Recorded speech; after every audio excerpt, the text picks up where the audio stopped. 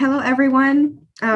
As you probably already know, I'm Joellen Williams. Thank you so much for joining us today for the Bentley Rare Book Museum's virtual Coffee with a Curator program. I can't believe we're in December already. So thank you so much to y'all who have been attending every week or even close to it. And for those who attend when you can, thank you so much for doing that. Truly appreciate you making time in your day for this.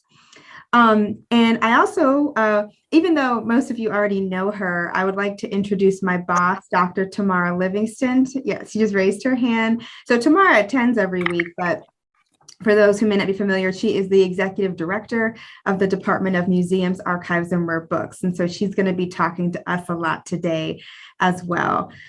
I want to just give you all a notice, I guess you could say, that our final program of the semester will be next week. It's going to be a fun program, and Camilla, can you raise your hand? Camilla is going to be presenting for us, and I'm going to be leading a special activity. So you will get more information about that by the end of this week.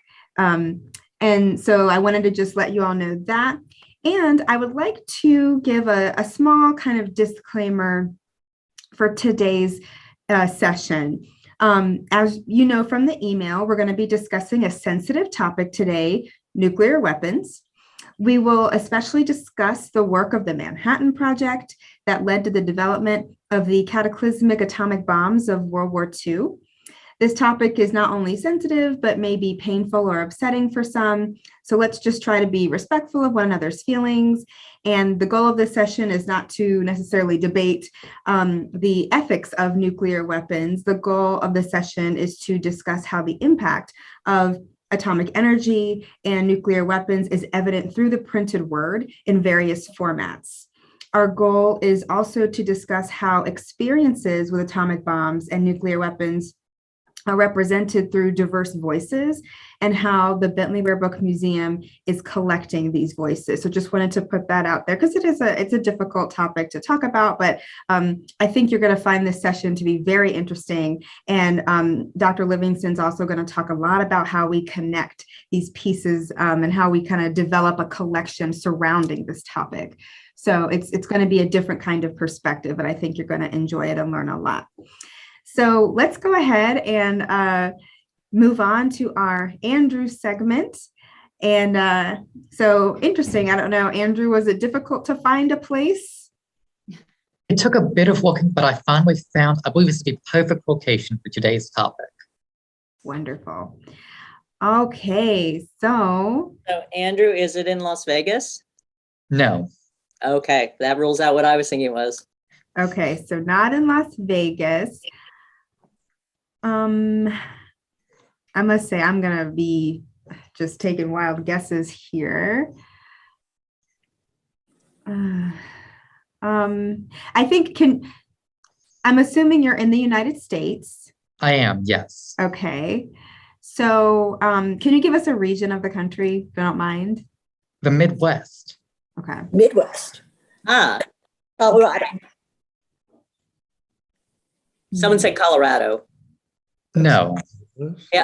Chicago? Yes, I am in Chicago. University of Chicago? Yes. You tell me. Okay, so it's University of Chicago, where one of the first uranium piles was created. Yes. Chicago Pile 1 was activated on, let me pull up the date on my thingy. It was December 2nd, 1942, was the first man-made nuclear reaction. It was underneath Stagg Field at the University of Chicago, which was slated to went down and is now the Begenstein Library. Wow. Well, awesome, Tamara. Congrats. That is great. Oh, because I had no idea. As we can see, Tamara is the perfect person to be leading today's discussion. Yes. No, it's because I looked it up last night in preparation for this discussion. It's the only reason. That's great. Thank you so much. And as usual, Andrew has put a wonderful handout for us in the chat. So feel free to download that to learn more about the library where he is at the University of Chicago. So I thought that we would start today with actually a video provided by the History Channel, because many of us are familiar with, atomic bombs of World War II and perhaps even the Manhattan Project. But it's always good for a refresher to kind of, so we can historically contextualize where we are. So the video is 3 minutes. And it's, again, History Channel. So, and it's just so you know, it's not a gory or disturbing video in that particular way. There are a couple frames that do show the mushroom cloud of the bomb. So if that disturbs you, then, maybe you want to minimize your screen for 3 minutes, but I think most of us probably have seen that before. So I'm going to go ahead and share my screen, or I'm attempt to share so that we can, okay. Sorry, 1 second. Sometimes my screens don't show up the way I want them to. Let me try that again. Okay, that's better. Bring it down, but I'm afraid not. All right, there we go. Now, can you guys see this? Okay. Normally I would expand the video so that it would be full screen, but if you don't mind, I think I'm going to just keep it as a smaller frame because it becomes very blurry. Some of the scenes, some of the older film from the 40s becomes very blurry if I try to expand it. So if you don't mind, I'm going to leave it like this. Okay. Let me try to get my volume up. All right, here we go. The Manhattan Project, the American and British project to develop an atomic bomb, originated in a fear that the Germans were developing a weapon that was going to employ atomic energy, would be a very destructive, a horrible new weapon. And there was a feeling that if the Germans got that, then the United States and the British would be at a woeful disadvantage. The original inspiration for the Manhattan Project was the observation by a small group of emigre Jewish refugees from Nazi Germany that Germany was intending to pursue a program to develop an atomic weapon. And the basic science about the possibility of developing a nuclear weapon was known throughout the world scientific community. There was nothing secret about that. But whether anybody could actually pull off the technological and engineering feat of putting one of these weapons together in time to be usable in this war, that was a gigantic question mark. It wasn't just an unparalleled intellectual effort to work out the theory. It was also a massive engineering manufacturing project to actually make the fuel, to run the centrifuges, to create enough fuel for these bombs, and to do both those things at once, to bring together the cream of the American physics community and some of the greatest scientists from all over the world, together with the scale of an operation to actually have fuel to begin experimenting and building a bomb, was really the genius of that project. Only the Americans in the end had a plausible chance at success because they had the enormous resources they could invest in this thing on a crash basis. It was only when the atomic bomb was tested in July of 1945 that the power of this new weapon became apparent.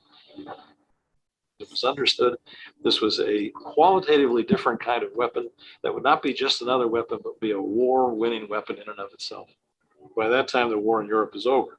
So in a sense, it's an accident of timing that the first bomb gets dropped on Japan and not on Germany.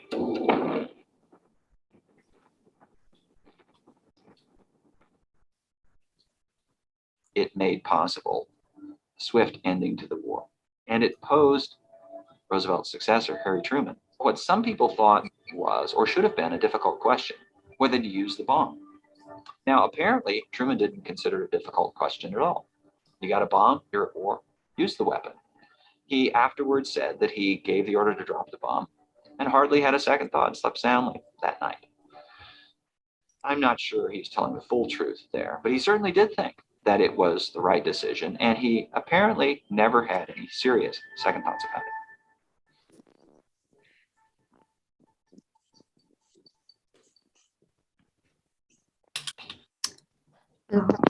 Okay, sorry, let me get this. Okay. All right, we're back. All right. So anyway, that is just to kind of frame us historically so that we all kind of remember some of these things I'm sure we're very familiar with, but just emphasizing the kind of what a big deal this was. And there was, I think we at least I've always kind of paid more attention to the impact of the bombs being dropped, but also not realizing that the Manhattan Project and the history behind its creation, that of itself has an entire history. So that's something that also plays into, and so it's very layered and a lot more than I've ever explored. And so Tamara, I would love for you to, if you want, to take it away, and we can hear a little bit about the how this period of history is presented in the printed word. Okay. Hopefully, are you all seeing something that looks like a slide? Atomic Literature, Bentley. Okay. Yes. I can try playing it. Sometimes this gets weird. Okay, can you still see it? Yes. Yeah, so we see we Full see screen. the perfect view. Full view. Okay, excellent. Okay, so I wanted to talk a little bit about how we decided to see if we could capture some of this, and why this of all collecting areas. It's not particularly traditional collecting area, I think, for rare books collections. So, but as usual, Joyanne and I are very interested in sort of making connections with what we already have, and kind of following natural outgrowths of the collection, letting the collection speak to us and kind of say, hey, this is an interesting thing that maybe we could explore more fully. So it wasn't just completely random and kind of out of the blue. So I think from this program, you already have a sense that we've already kind of touched on some areas that actually kind of lead up to this moment and to this topic, including the history of science, in all of its various manifestations, from the physical world to physics, chemistry, mathematics, all of that. The history of computers, we talked about that, right? Or did we? I can't remember. Anyway, my mind is mush at the end of the semester.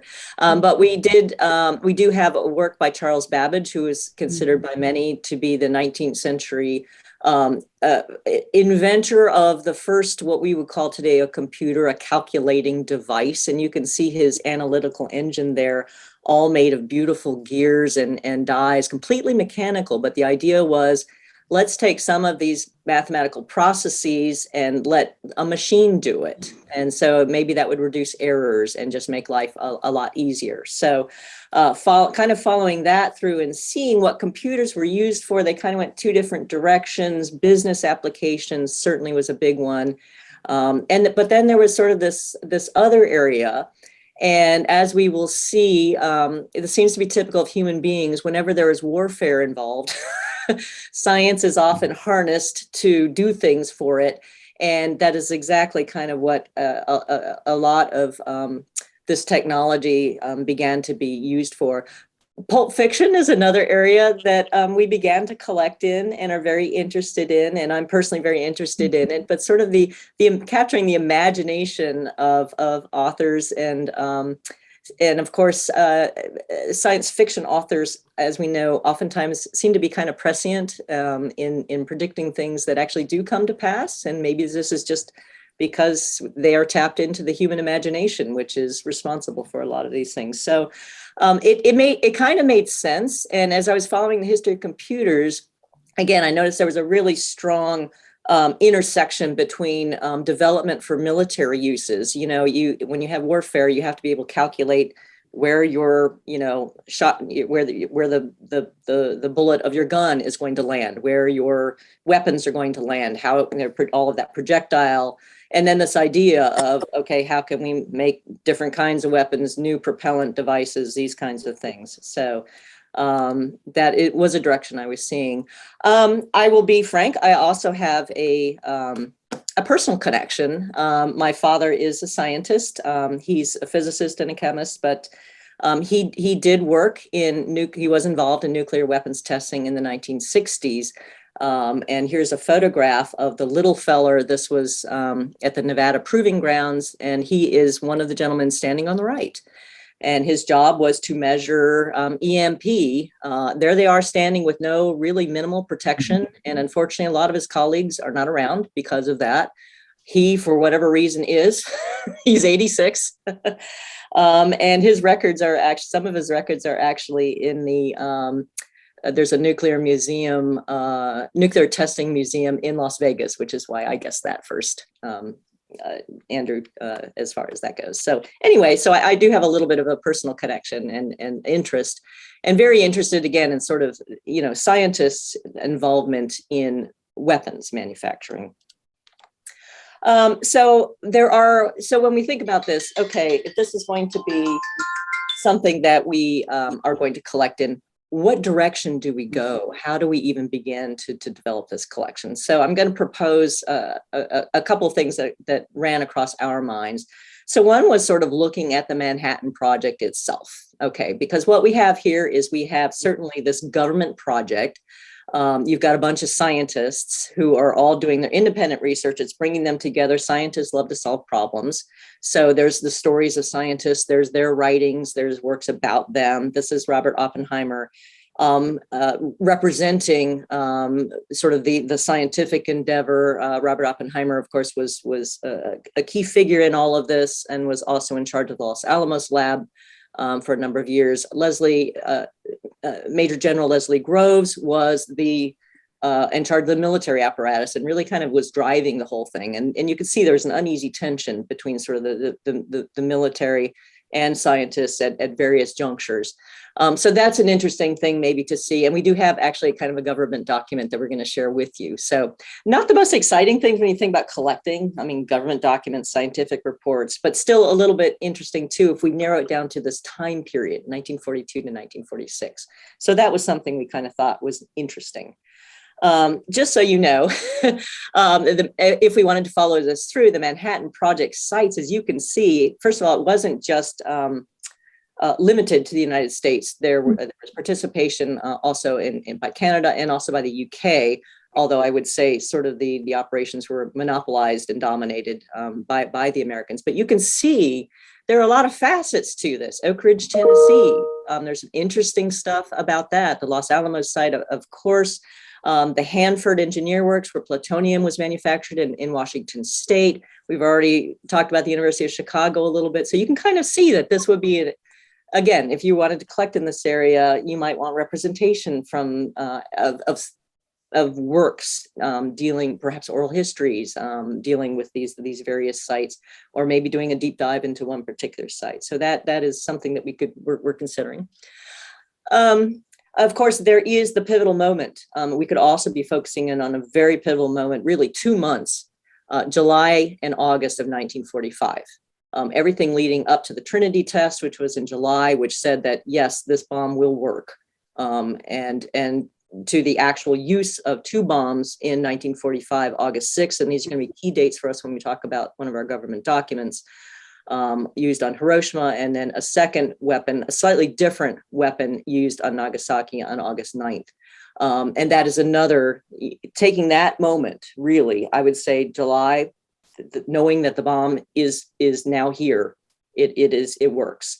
And then August, when it is used as being, I would argue it's a pivotal point for humankind, that there is no going back, there is no, it really is a pivotal point. So again, trying to focus maybe on that period and this pivotal point as sort of a key thing for us, and trying to get as close to those dates as we can. It was another kind of idea that we had to see how this plays out in terms of the written word, essentially.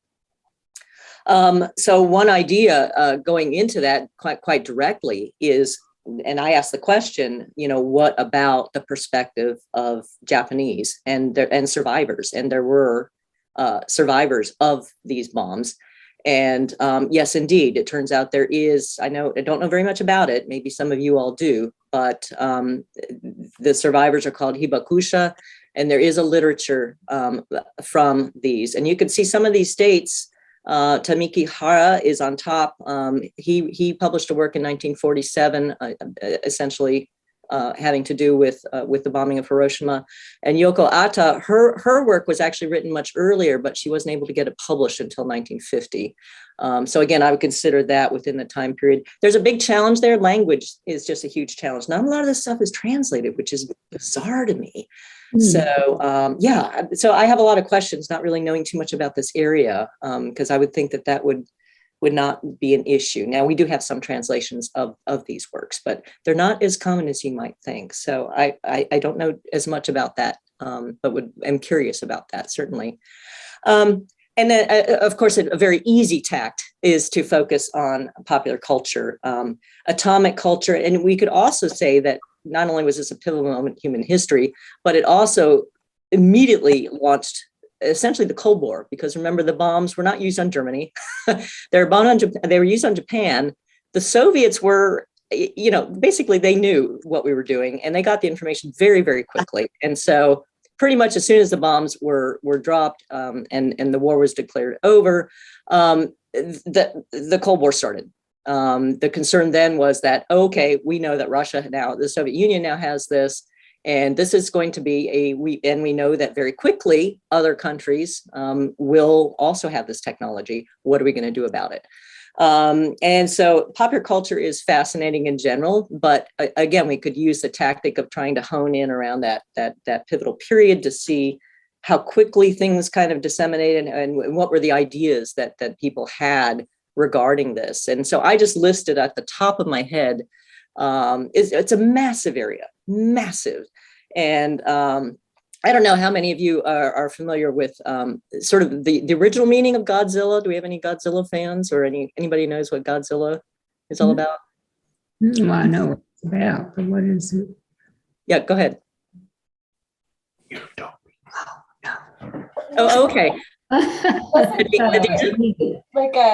Wasn't he supposed to have been created because of atomic radiation? Yes. Mm-hmm. Yes.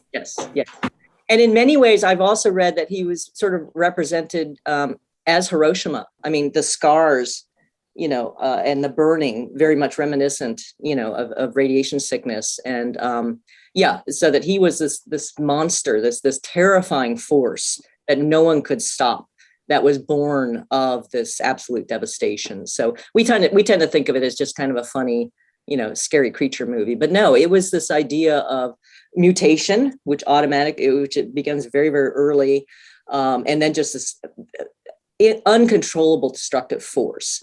Some of these films, I don't know if you're familiar with, I certainly remember Dr. Strangelove, beautiful performance of Peter Sellers. And The Day After in the 1980s was something that I remember watching that and being absolutely horrified by.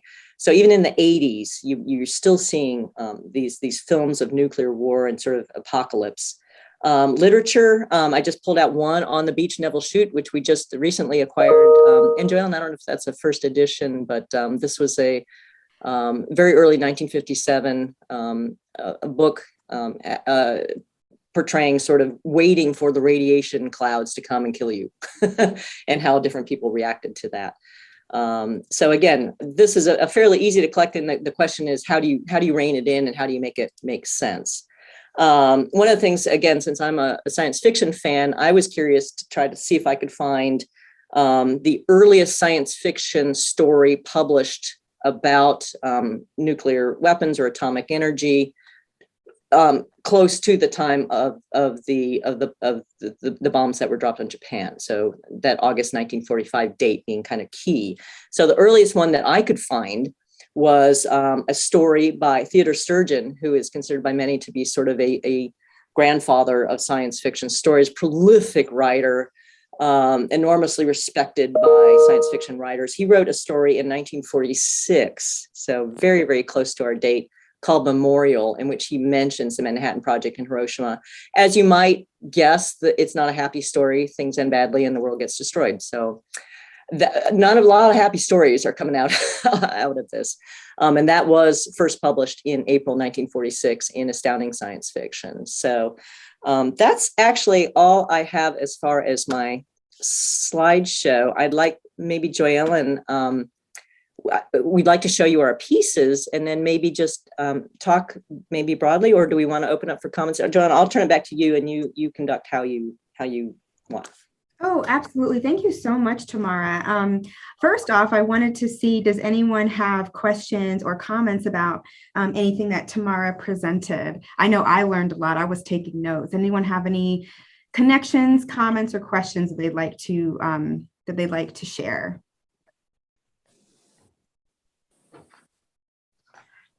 I want to say something. I think I was in 7th grade, middle school, when I first read Hiroshima. Anyway, there were some images in that book that a 6th or 7th grader probably shouldn't have been reading and imagining, and it stuck with me to this day. Mm-hmm. And it kind of gives me anxiety sometimes. I just thought I'd share that I read it when I was in middle school and I was too young to read it. I think that's a really great point, Maggie. I think that I have something similar, but it wasn't like, because I remember my first introduction to this event and to this tragedy and trauma was in, I think, 4th grade. And I've talked to Tamara about it. I don't know if anyone has ever, and I couldn't remember the name of the story, but I remember I was, like you said, I had anxiety. I finally Googled it. Has anyone ever heard of Sadako and the 1,000 Paper Cranes? So I remember in our language arts textbook, I think it was an excerpt of that. And I remember being 9 and completely not understanding how to process like the story that I was reading, and that she didn't do anything, but she got cancer because of this big bomb. And why couldn't she finish making the cranes? And, I remember having, 4th grade anxiety about that. Not quite understanding how to process it. It was in our textbook, but that was something that you kind of remember, that kind of always sticks with you. And I had forgotten the title, but I remembered how I felt when I was reading her story and understanding what she went through. So that's really interesting. It's also interesting that I think the literature that we, of course, consumed about it's different formats, but it seems to have this very similar effect. Anyone else have questions or comments or experiences about that they'd like to share?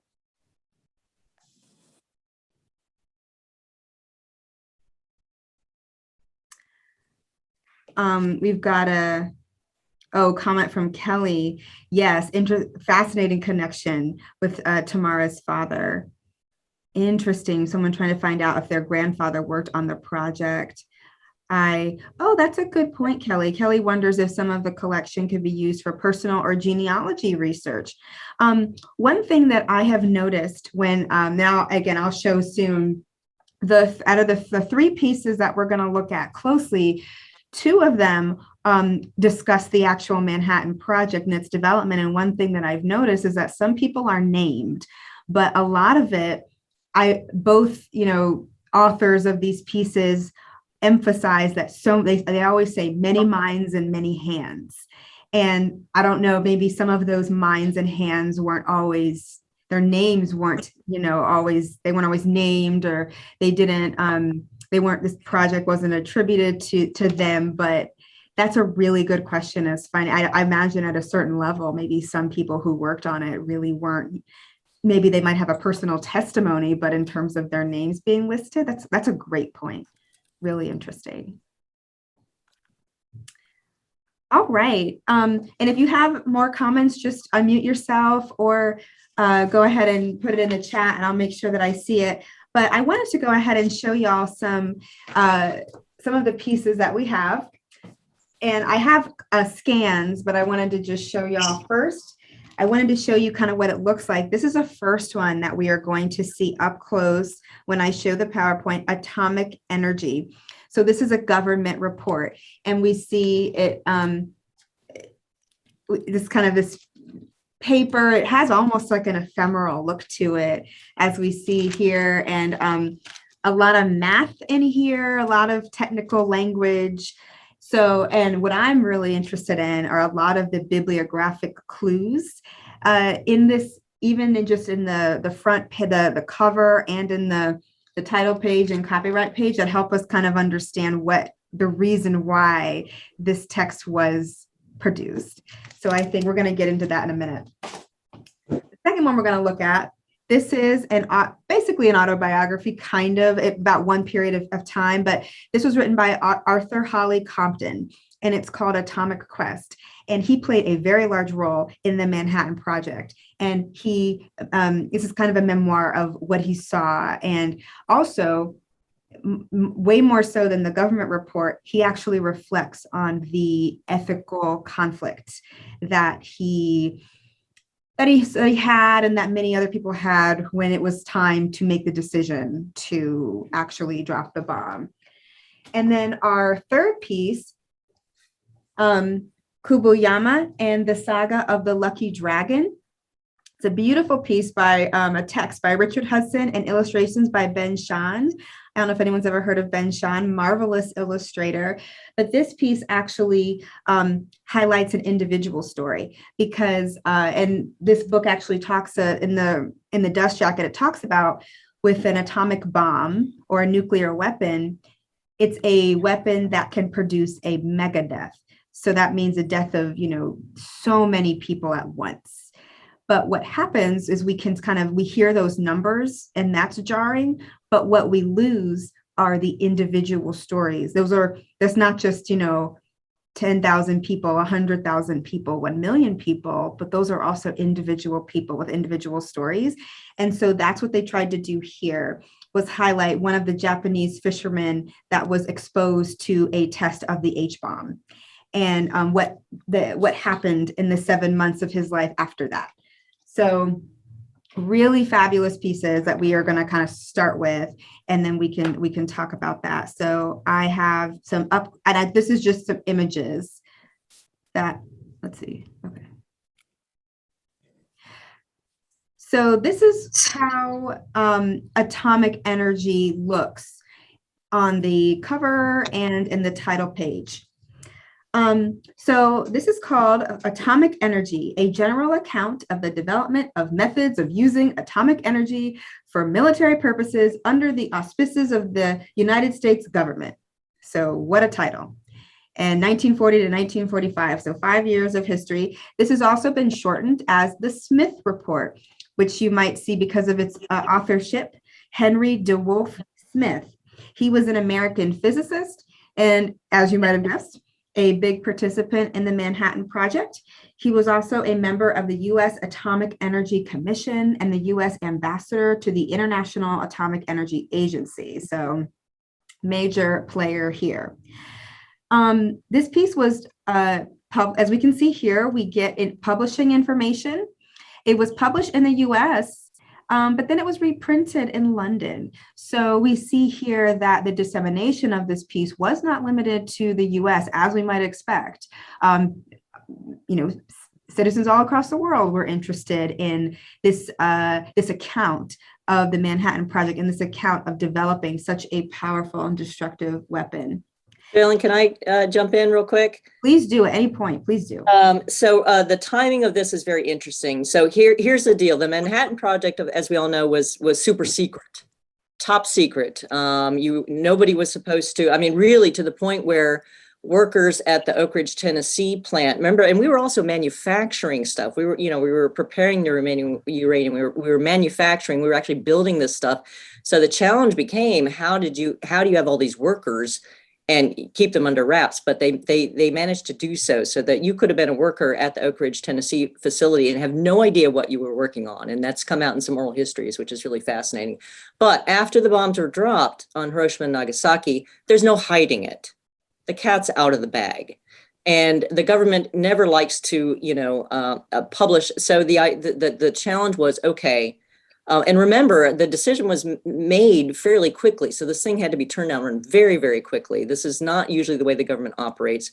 And so this report was released in the United States on August 12th, 1945. So that is just a few days after the bombs went off in Japan. So There was an incredible time crunch. But of course, when it was printed, it was a bestseller.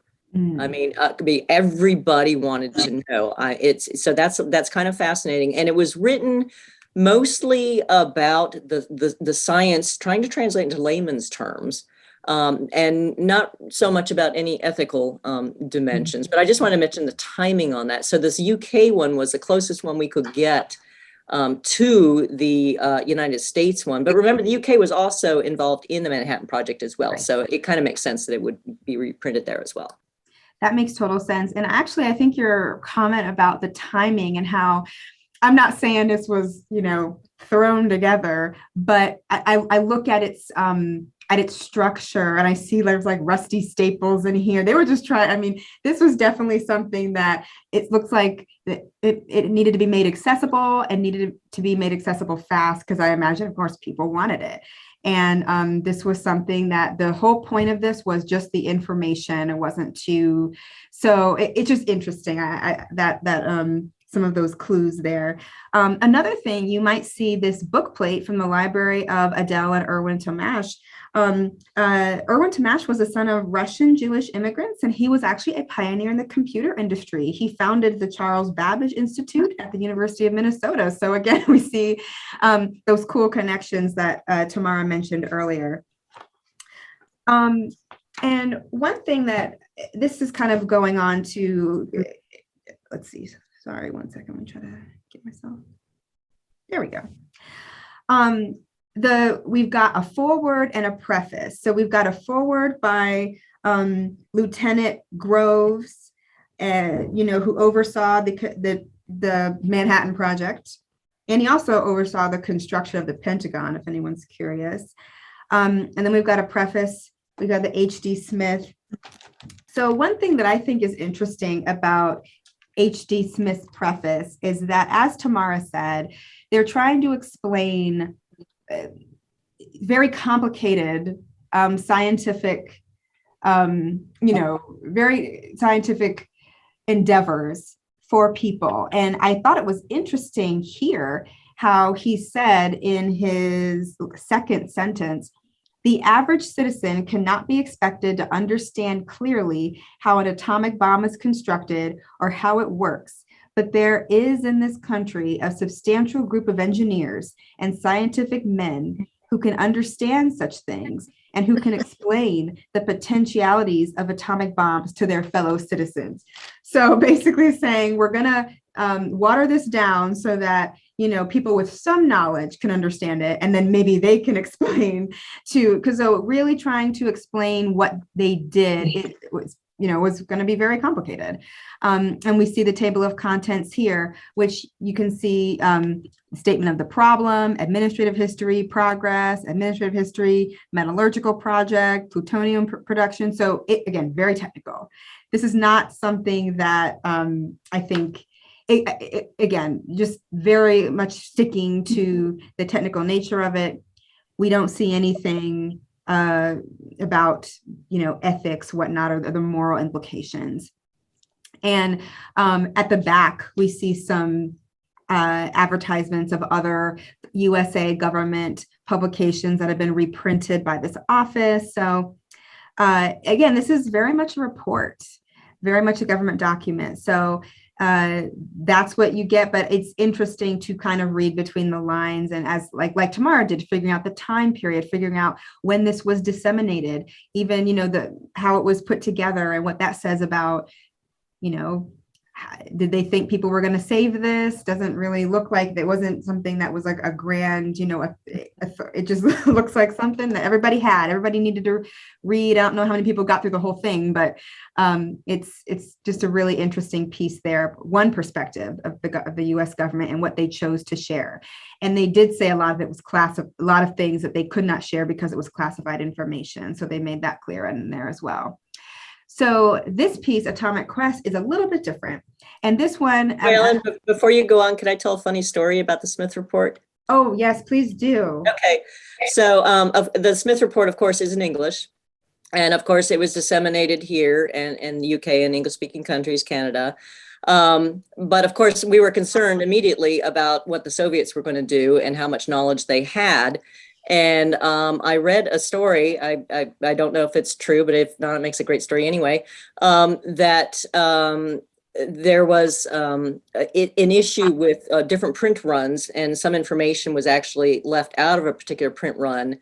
And the story goes that there was a one of these that was in Russian that had the full account that was then used to verify one of the print runs. Or I'm probably botching this, but the idea that the thing is that the Soviets had this almost immediately, Right. and it was in Russian almost immediately. Oh my So God. all of the secrecy and all of this stuff really was for naught. Anyway. Absolutely. That is so interesting. And that actually is very consistent with how the flow of information usually goes. That's so fascinating.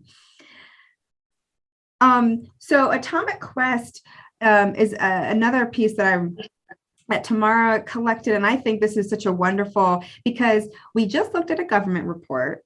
And now we're going to get a little bit close. We're getting more into an individual's perspective. This is a personal narrative, as you see from the title page. And so this is, again, Arthur Holly Compton, who was very involved, a scientist very involved in the Manhattan Project. And so he basically, in his preface, he says, the release of the atom's energy for the use of man has changed the course of history. I was one of the handful to whom fell the responsibility for initiating and carrying through the American wartime atomic project. This book is a simple account of what I saw. This book also is signed by him and inscribed to Senator Ben Arnold, who was a senator from Arizona. So this was his copy.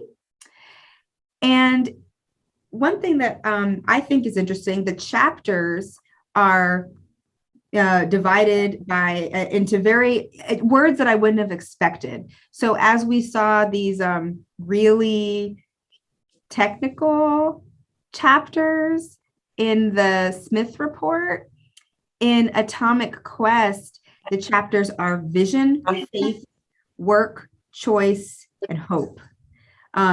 So vision, the scientist becoming aware that the atom holds energy and that humans can use it. Faith, the first controlled release of atomic power. Work, the actual, how the Manhattan Project went, how that developed and the actual work that went into the project. Choice, the decision to use the bomb on Japan. And then hope, kind of more reflections on war and peace, freedom, and then the future consequences of using atomic energy. So he does get into some of those moral and ethical issues.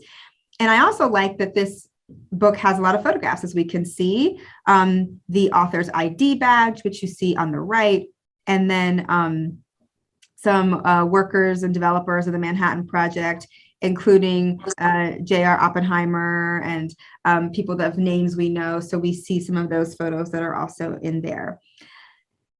And I highlighted this. This is from the Dust Jacket, the second review from the Saturday Review. John Barkham from the Saturday Review Syndicate said that Dr. Compton is a thinking man whose reflections range far beyond the confines of his scientific work. Indeed, the distinctive quality of his book lies in the ability to reconcile the atomic bomb and similar operations with his belief as a practicing Christian. So again, some things that obviously a government publication, those kinds of discussions they would be trying to avoid. But in the back of Dr. Compton's book, he does talk a lot about that because Tamara, I know that you mentioned that some of these men, I think it was all men, who worked on the Manhattan Project. Can you talk to us a little bit about some of the, ethical dilemmas that they had, or some of the effects it had on them? Yeah, I mean, certainly, I think of scientists as problem solvers, and I think most scientists are like that. They get into science because they want to be posed to the problem and they want to solve it. And they knew what they were doing. They knew they were making a weapon. But I think for them, they were more excited about, splitting the atom and really going so far in this direction that people really thought that it was impossible to do so. So Right. for them, that was sort of the great achievement.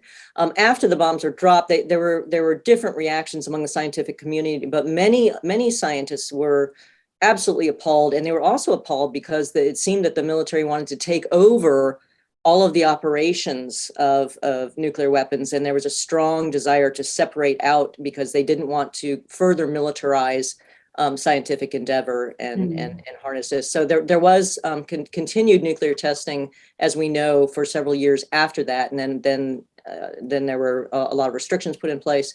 But there were groups of scientists who, for example, developed petitions, again, trying to protect the integrity of scientific endeavor without it becoming under the purview of the government and the military.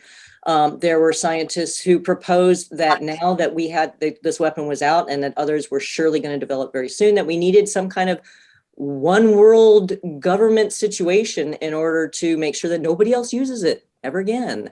Kind of a lot of hubris there, because of course it's like, well, we get to use it and nobody else does. But there was a strong movement among some scientists along those lines. Others, tried to justify it in their minds that this was necessary and it was horrible, yes, but it was somehow necessary. So you see these thinking minds kind of going in a lot of different directions. But there were a lot of movements for at least a good, I don't know, maybe 20 years, concerted efforts, again, to attempt the Atomic Energy Commission that was formed in response to try to make sure that there were non-governmental means for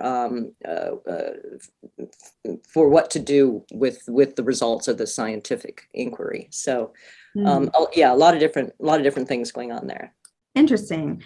Thank you so much for giving us that info. I was really curious about that. The last piece that is really part of our the last piece I'm going to show that we've really interested that we've collected as part of this collection is called Kuboyama and the Saga of the Lucky Dragon. For those who may not be familiar, this was something new to me. I did not know about this until we collected this. The Lucky Dragon was a Japanese fishing boat with a crew of 23 men, and it was contaminated by a nuclear fallout from the United States, a thermonuclear weapon test in 1954. And the crew suffered acute radiation syndrome for a number of weeks, and actually Kuboyama died 7 months after his exposure. And as I said earlier, the author and illustrator, Richard Hudson and Ben Shahn, wanted to take away, kind of dissolve this idea of just these numbers of deaths, these numbers of harm, and really focus on one story, because one human story that, so I think that those stories get lost in those aggregate numbers. So the book was published in 1965, and I didn't realize this, but it was actually based on another book, The Voyage of the Lucky Dragon by Ralph Lapp, which was published in 1958. So the text is actually quite simple. When I was reading through it, it's quite a simple text, and it has beautiful illustrations by Ben Shahn. And this copy is actually from the library of Ben and Bernarda Bryson Shahn. So, which is really exciting because Ben Shahn is the illustrator. And we also have another beautifully illustrated book by him. Ben Shahn was a Jewish American illustrator. He was known for social realism and his left-wing political views that were conveyed through his work. So it's anyway, wonderful illustrator.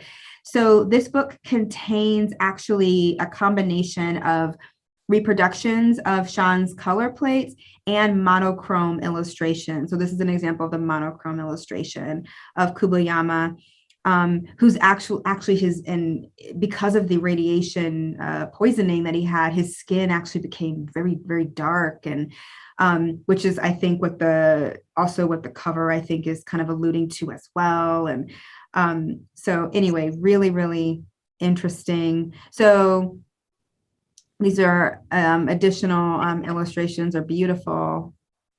And then this is, oh, I see here, yes. So the sailors thought when they saw the explosion, they thought that they'd witnessed a thunder flash, and we kind of see a beast portrayed inside of that cloud, which is very powerful. And then these are some of the reproductions of the color plates by Ben Shahn. So kind of giving you it kind of goes through the story, through the high points, and highlighting those individuals that were impacted. And so it's a really, really interesting one. And I love this perspective. So even though this isn't we're not necessarily hearing the perspective of Kuboyama and other victims of this event. This is something that is highlighting more so their story. So best thing would be to get actually their words, but this is something that has a very different experience than reading a government report or reading the perspective of a scientist. This is very, very different. It has a different effect as well. I've also decided to do I wanted to do some searching in our collections to see if we had anything else that might relate. And I want to thank Andrew Bramlett, because he had a collection of popular mechanics and popular science magazines. I don't know if anyone's ever heard of those or has any in their home, but they really brought science and mechanical endeavors to the public thing. And these were made for the general public. And so this is from July 1960, and I went through our little collection that Andrew gifted us, and I wanted to see, I wonder, I would think that the atom and atomic energy and atomic bombs were in the minds of the public well after the atomic bombs were dropped, particularly during the Cold War. And I found some evidence of that. We have in July 1960 right here, this keeping up with the atom. So showing that people are interested in what the atom can do. We know it can make a weapon, but can it also generate and power electricity? So we see that. We see another concern that many people probably had in April 1961. Could a radar false alarm trigger atomic war? And this piece was all about, well, what if one of the radars sensed missiles or sensed, a threat that wasn't real? And then someone pulled the trigger on, an atomic bomb, and then it started an atomic war, and all of civilization ends. That's really what this, piece was about, because again, that during the Cold War, particularly, that was a concern that many people, the American public and other communities of the public had. And then also here, I thought was interesting, this month in science talking about the atom, how to explain an atom to your child when a child is curious about it. And so clearly this is something that children were learning about in school and might have been on their minds. And how does an atom work? What's inside of it? So things like that. I thought that was really an interesting tie-in to these, because this is a very different format than the other pieces we looked at, but it shows the public concern about atomic energy, and very, kind of a, so anyway, I thought that those were interesting to look at. Another piece that I'm interested in, Tamara was talking about the sites. I don't know, is anyone familiar with the poet and writer Mary Lou Aliyakta? Anyone familiar? She is a Cherokee Appalachian writer. And actually, she grew up in Oak Ridge, Tennessee during the 40s.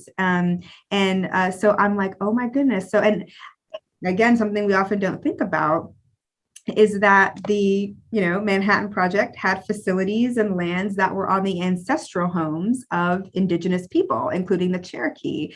And so she grew up there, and she, in her work, I'm trying right now to get a first edition of her, I believe her first book called Abiding Appalachia.